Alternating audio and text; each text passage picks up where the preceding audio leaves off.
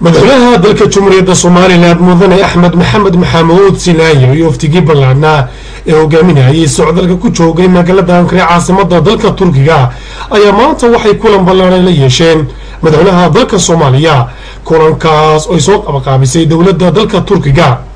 ugu horeyntii madaxweynaha Soomaaliland mudane Axmed Maxamed Maxamuud Sinaayo iyo madaxweynaha dalka Soomaaliya iyo wafdigii ay hogaaminayeen ayaa waxay kulan la yeesheen wasiirka wasaaradda arrimaha dibadda ee dalka Turkiga kulankaas oo isagu furay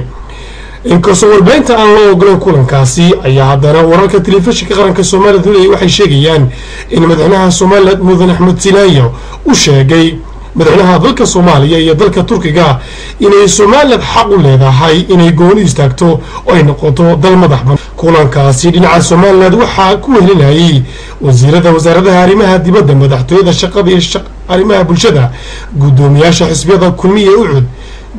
gudoomiyaha golaha wakiilada iyo gudoomiye ku-xigeenka koobaad ee golaha wakiilada ee Soomaaliland iyo saraakiil kale dhinaca kale madaxweynaha Soomaaliland iyo madaxweynaha dalka Soomaaliya waxay si wada jira kulan la yeesheen madaxweynaha dalka Turkiga Abdullah Gül kulankaas oo isna saxaafadda aan loo ogolaan marka laga reebo sawiro kooban oo ka qaadeen mas'uuliyiinta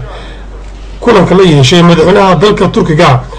dhinaca kale madaxweynaha Soomaaliland mudane Axmed Maxamed Maxamuud Sinaayo